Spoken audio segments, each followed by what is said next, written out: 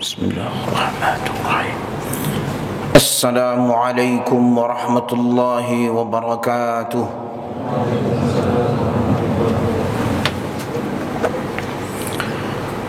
Alhamdulillahi rabbil alamin. Assalatu wassalamu ala asyrafil anbiya'i wal mursalin wa ala alihi wa ashabihi ajma'in. Alhamdulillahilladzi bi ni'matihi tatimmus salihat wa bi fadlihi tatanazzalul khairati wal barakat. Asyhadu an la ilaha illallah wahdahu la syarika lah wa asyhadu anna Muhammadar Rasulullah sallallahu alaihi wasallam. Allahumma salli wa sallim wa barik ala hadzal nabiyil karim.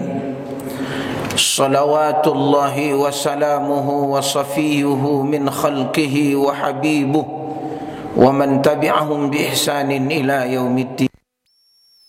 Ayyuhal muslimun wa ma'asyiral muslimin rahimakumullah, ittaqullah.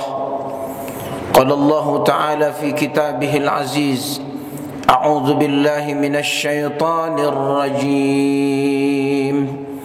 Ya ayyuhalladzina amanu taqullaha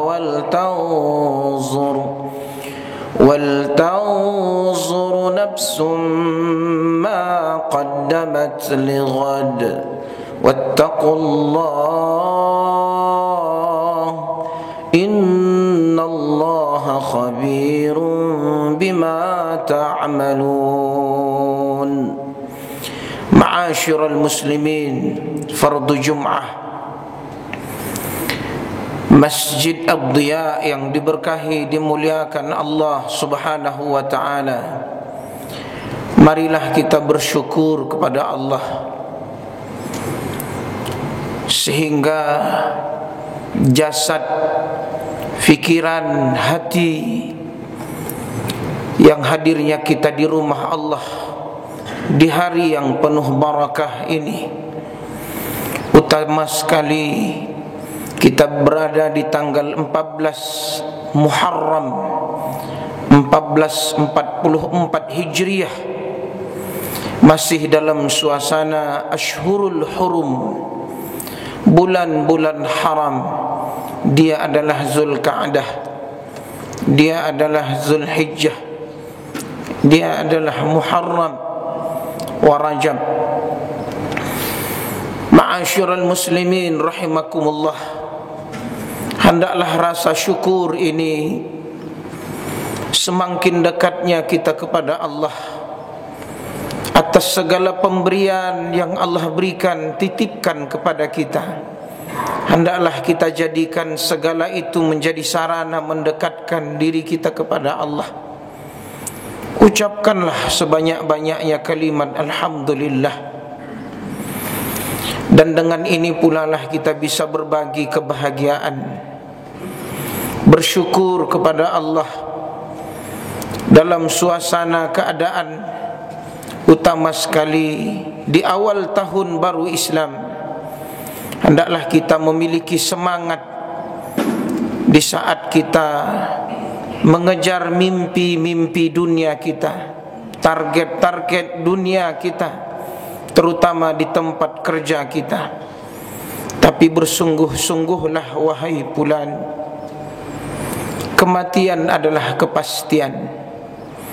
Berapa banyak orang yang sungguh-sungguh menyiapkan kehidupannya, tapi belum tentu dia sungguh-sungguh menyiapkan ada kehidupan setelah kehidupan, dan dia terjadi setelah kematian.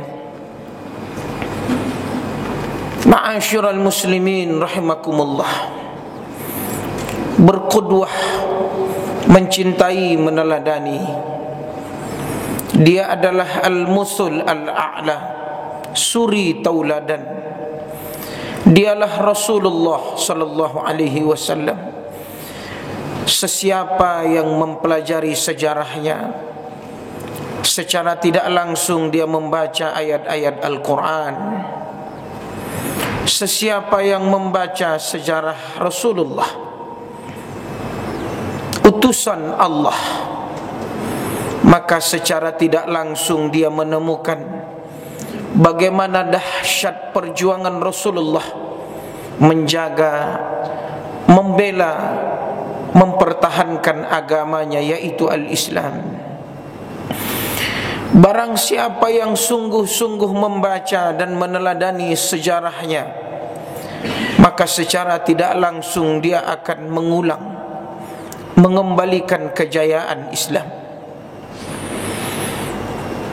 Izinkanlah khatib di waktu yang singkat ini menyampaikan satu tema tentang al-amaniyat al-mazkurah fil Quran.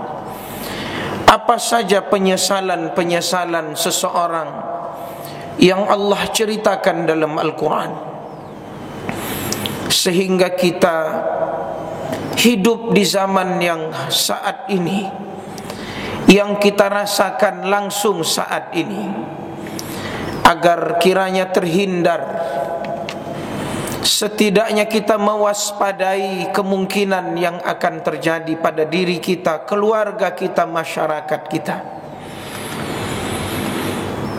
Qabla an fatal awan, sebelum datangnya penyesalan. Yang pertama Allah ceritakan di surah An-Naba. Ayat itu berbunyi, ya laitani kuntu turaba. Alangkah baiknya seandainya aku bukanlah menjadi manusia, tapi menjadi tanah. Kenapa dia meminta diri dia menjadi tanah? Karena dia telah tahu apa yang dia lakukan di dunia.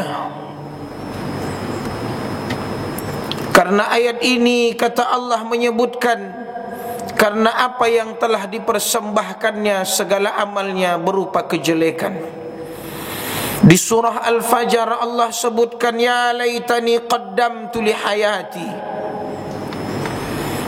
Dia telah berada di akhirat. Allah sebut ayat ini, ya laitani qaddamtu li hayati. Alangkah baiknya sekiranya dulu di dunia aku banyak amalku, sehingga ada yang kupersembahkan untuk hari ini. Sebaliknya, ayat yang kita baca di awal, kata Allah, ya ayyuhalladzina amanu taqullah wal tanzur nafsum ma qaddamat lighad wal tanzur nafsum ma qaddamat. Berbeda dengan ayat ya laitani kuntu turaba, berbeda dengan ayat ya laitani qaddamtu li hayati. Ayat yang awal kata Allah, karena dia masih di dunia, maka Allah sebut ittaqullah wal tanzur. Perhatikan, analisa dengan baik, persiapkan apa yang akan engkau persembahkan untuk hari esok, yaitu hari akhir. Tapi sementara kata Allah di surah Al-Fajr, dia sudah berada di hari akhirat. Lalu dia mengatakan, ya laitani qaddamtu li hayati. Yang ketiga kata Allah, ya laitani lam uta kitabiyah. Surah Al-Haqqah ayat 25. Walam adri ma hisabiyah. Ya laitaha kanatil qadiyah.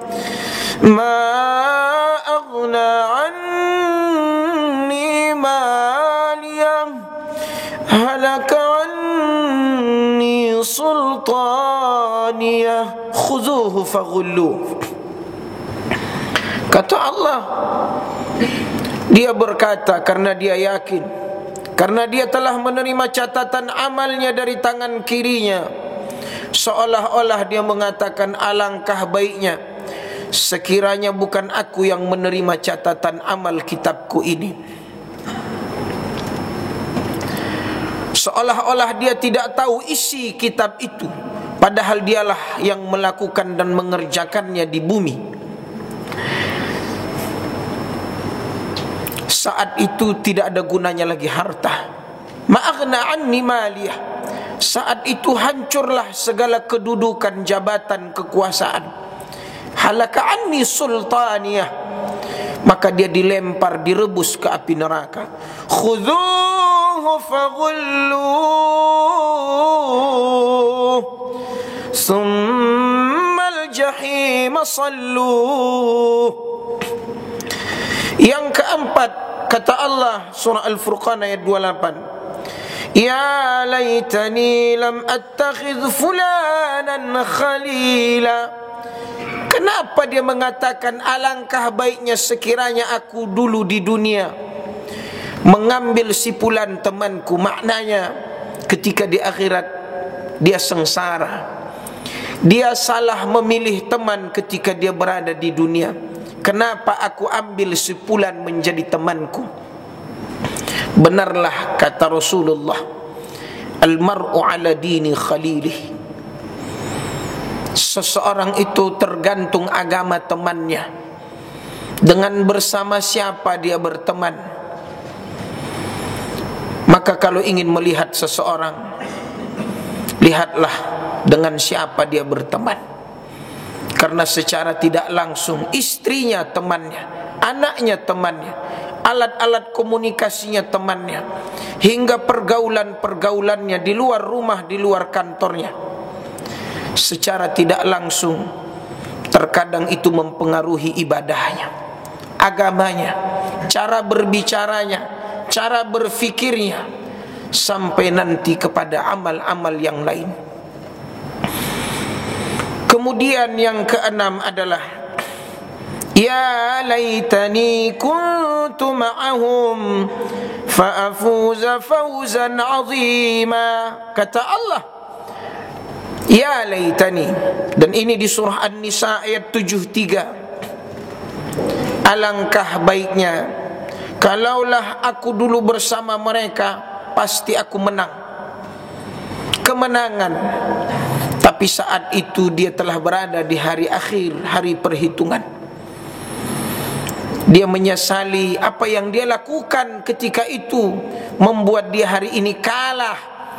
Di hari perhitungan itu dia adalah orang-orang yang Allah sebutkan bahwa dia menentukan kehidupan yang salah. Kata Allah di surah Al-Kahfi, ya laitani lam usyrik bi rabbi ahada, karena dia di dunia syirik. Kata Allah surah Al-An'am, ya laitana nuraddu wa la nukadziba bi ayati rabbina wa nakuna minal mu'minin, karena dia di dunia dialah pendusta. Yang dia dustakan adalah ayat-ayat Allah. Hati-hati, sesiapa yang di dunia dia melanggar, dia melawan ayat-ayat Allah, nanti dia menyesal lalu berkata, ya laitana nuraddu wa la nukadziba bi ayati rabbina wa nakuna minal mu'minin. Al-An'am ayat 27. Hari ini kalian seenaknya menghina ayat-ayat Allah, akan datang masa ketika itu adanya penyesalan. Al-Ahzab ayat 66, kata Allah, ya laitana ata'na Allah wa ata'na ar-rasul wa ata'na ar-rasul. Akan datang saat masa ketika nanti mereka dihadapkan satu kenyataan bahwa mereka salah taatnya di dunia, tapi ketika itu dia akan berbicara dan memohon, alangkah baiknya sekiranya dulu aku di dunia taat kepada Allah dan Rasul. Ma'asyiral muslimin rahimakumullah, ada kurang lebih 9 penyesalan yang Allah sebut dalam Al-Quran. Sekiranya kita melihat ayat Allah surah Al-Mu'minun, apa kata Allah? Allah bertanya ke penduduk akhirat, qala kam labistum fil ardi adada sinin. Berapa lama kamu tinggal di bumi?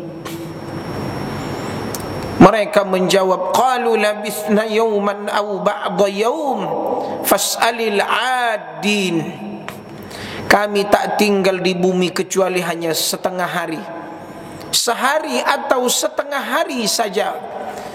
Lalu kata Allah, tanyakanlah kepada orang-orang yang menghitung.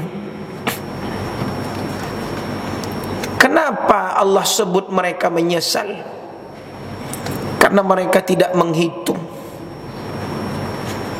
Sekiranya mereka solat 5 waktu, menghabiskan 1 jam, ditambah dengan sunnah muakkadnya, ayat-ayat yang dibacanya, sejak dia baligh hingga wafatnya, 1 jam dikali 30 hari dikali 12 bulan dikali sekitar 50 tahun. Jika umurnya 60 tahun, maka dipotonglah 10 tahun sebelum balighnya. Salatnya 5 waktu sehari semalam, jika dihitung selama 50 tahun, hanya menghabiskan 18.000 jam. Ia kalau khusyuk, ia kalau diterima, dan Allah yang maha tahu. Ia kalau tepat waktu, ia kalau badannya suci, ia dan seterusnya. Seandainya kita bekerja 7 jam, tidur kita 7 jam, 14 jam, dikali 30 hari, dikali 12 bulan, dikali 50 atau 40 tahun bekerja, berapa jamkah kita habiskan semasa hidup kita tidur dan bekerja, dibanding salat, dibanding tahajud, dibanding duha, dibanding baca Quran, dibanding sedekah? Hampir-hampir 250 jam. Padahal 60 tahun itu hanya 500.000 jam kurang lebih. Setengah juta jam umur kita 60 tahun. Separuhnya sudah kita habiskan bekerja dan tidur. Bagaimana kalau seseorang memegang handphonenya 1 hari ada yang 3 jam? Bagaimana kalau dihitung lemburnya? Bagaimana kalau dia pulang bukan ke rumah, tapi mungkin masih mengisi hidupnya di kafe-kafe, pergi ke mall, pergi traveling, dan seterusnya. Hitung. Maka Allah ceritakan ini. Ya laitani kuntu turaba, ya laitani qaddamtu li hayati, ya laitani lam uta kitabiyah. Dia menyesal sampai dia minta dia bukan manusia tapi dari tanah. Dia menyesal supaya dia dikembalikan ke dunia bisa beramal saleh. Dia menyesal supaya catatan amalnya dari kanan. Dia menyesal salah pilih teman di dunia. Dia menyesal karena dia tidak berteman dan tidak mengambil Rasul sebagai jalan untuk penunjuk jalannya. Dia menyesal karena dia kalah, karena dia tidak tergolong kepada orang-orang yang menang. Dia menyesal karena dia syirik kepada Allah. Dia menyesal karena dia mendustakan ayat-ayat Allah. Dia menyesal karena yang dia taati bukan Allah dan Rasulnya. Sementara perjalanan akhirat itu 1 hari sama dengan 1000 tahun. Wa inna yawman inda rabbik ka alfi sanatin mimma ta'uddun. Artinya belum lagi di akhirat, kita sudah lama di dalam kubur ketimbang di atas kubur. Ingat, atau kita, ayah kita yang mungkin sudah meninggal di tahun-tahun 80-an, ke 2022 sudah 40 tahun di dalam kubur. Belum juga kiamat.